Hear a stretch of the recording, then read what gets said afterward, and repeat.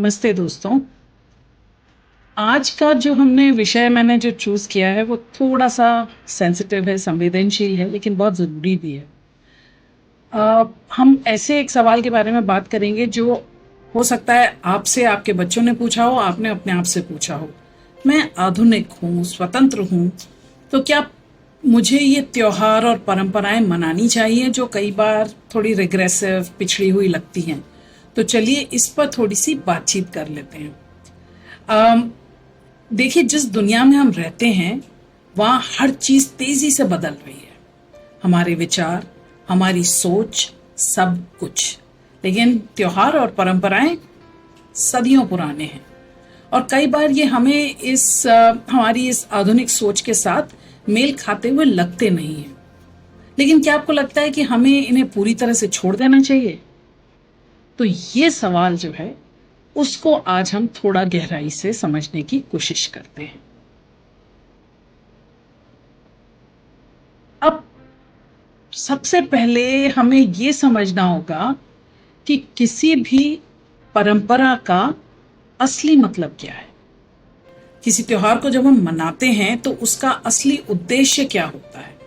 ज्यादातर त्योहारों का मकसद है परिवार और समाज को एक साथ लाना, कुछ महत्वपूर्ण, कुछ इम्पोर्टेंट वैल्यूज, कुछ मूल्यों की याद दिलाना और लाइफ को सेलिब्रेट करना, जिंदगी को सेलिब्रेट करना। अब चाहे हम कितने ही मॉडर्न क्यों ना हो जाएं, ये मूल बातें कभी पुरानी नहीं होती हैं और इन बातों से हम सबको किसी न किसी रूप में जुड़ने का, खुशी और सेलिब्रेशन का मौका मिलता है। पर हाँ, हमें ये भी देखना चाहिए कि किसी परंपरा में कुछ अगर ऐसा है जो हमारी अब नई सोच के बिल्कुल खिलाफ जाता है, साइंस के खिलाफ जाता है, तो उसे हम अपने तरीके से कैसे ढाल सकते हैं।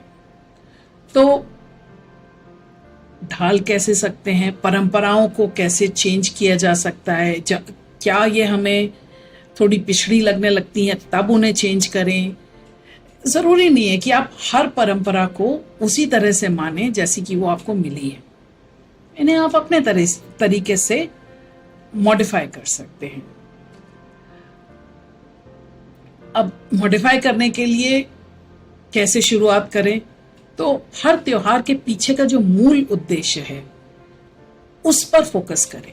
जैसे दिवाली पटाखे फोड़ने का त्योहार नहीं है, बुराई पे अच्छाई की जीत है। अब आपके लिए बुराई और अच्छाई का क्या मतलब है, उसकी सोचें। रोशनी सकारात्मकता का प्रतीक है। पटाखे फोड़ना सही नहीं लगता, मत फोड़िए, लेकिन घर को सजाइए, दियों से रोशनी करिए, अपने करीबी लोगों के साथ वक्त बिताइए। तो त्योहार का जो बेसिक्स हैं उनसे जुड़िए, जो शोषा है उससे अलग रहिए। कई बार हम समाज के, परिवार के दबाव में आके त्योहारों और परंपराओं का पालन करते हैं। 2 लाख रुपए के पटाखे चलाने की जरूरत नहीं है। आपको ये बात अगर सही नहीं लगती तो स्पष्टता से और सम्मान से इस बात को व्यक्त करें। एक आधुनिक और मॉडर्न और फ्री, इंडिपेंडेंट होने का मतलब है अपने फैसले खुद लेना और दूसरों के विचारों का भी सम्मान करना। तो त्योहार और परंपराएं जो हैं वो हमारी जड़ों से हमें जोड़नी चाहिए, लेकिन जड़ों का ये मतलब नहीं कि हम जड़ हो जाएं या वही पुराने समय में ही टिके रहें। उसमें अपनी पहचान, अपने विचार, अपने मूल्यों को शामिल करें और आगे बढ़ें। अगर कोई परंपरा कोई भेदभाव को बढ़ावा देती है तो उसे चेंज कर सकते हैं और उनको एक नई दिशा दे सकते हैं। आमूल चूल परिवर्तन की जरूरत नहीं है, थोड़ा सा चेंज भी काफी है। जैसे अगर आपको किसी भी त्योहार के सेलिब्रेट करने के तरीके में कोई बात गलत लगती है तो इसका मतलब नहीं है उसको छोड़ दें, आप इसको सही दिशा में शिफ्ट कर दें। और ये बदलाव एकदम से नहीं होता है, धीरे धीरे ही होता है। अब वो कैसे होता है? सबसे पहला होता है संवाद करते रहें, बातचीत करते रहें, इस बात को डिस्कस करते रहें। अपने परिवार में, दोस्तों के साथ चर्चा करें, जैसे मैं इस समय आपके साथ चर्चा कर रही हूँ कि इसको कैसे बेहतर बनाया जा सकता है। क्योंकि संवाद से ही बदलाव की शुरुआत होती है। Conversation is the first step of change. अगली जनरेशन को ये स्पेस दें कि वो भी बातचीत कर पाए, नई सीख दें, उनको दिखाएं कि कैसे आपने परंपराओं को अपनी तरह से चेंज किया है और कैसे उनके पास भी वो फ्रीडम है कि कोर वैल्यूज को याद रखें और अपनी तरह से अपने नई जानकारी के हिसाब से उनको एडजस्ट करते रहें।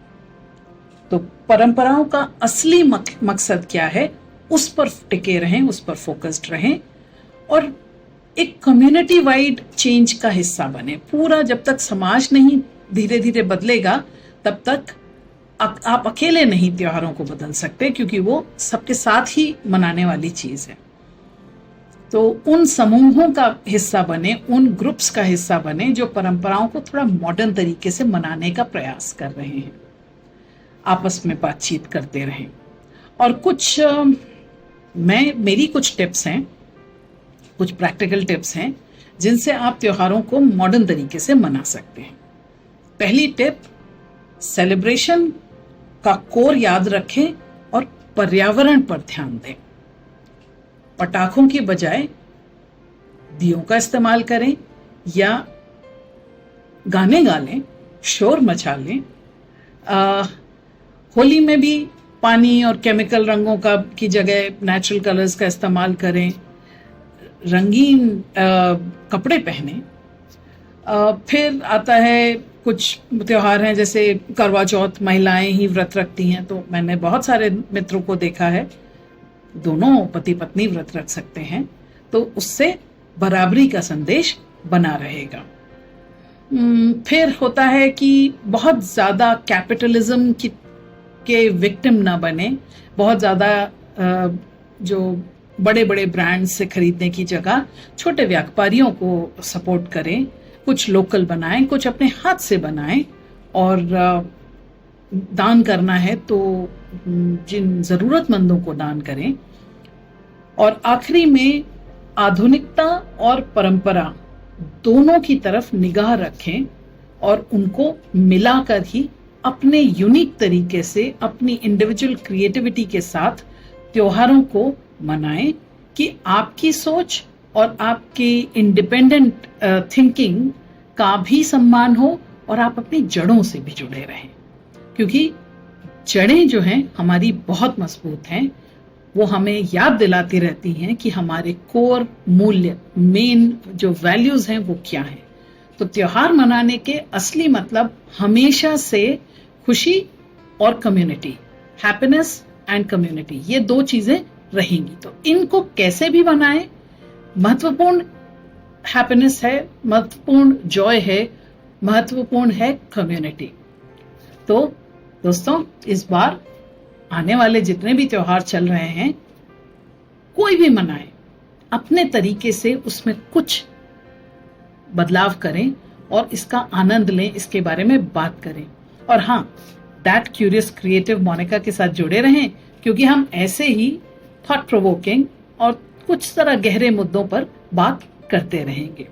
वीडियो अच्छा लगा तो लाइक करें, शेयर करें, कमेंट्स में जरूर बताएं कि आपने कैसे त्योहारों को मॉडर्न तरीके से मनाया है, लेकिन कैसे आप उनकी जो मेन कोर वैल्यूज हैं उनसे जुड़े रहे हैं।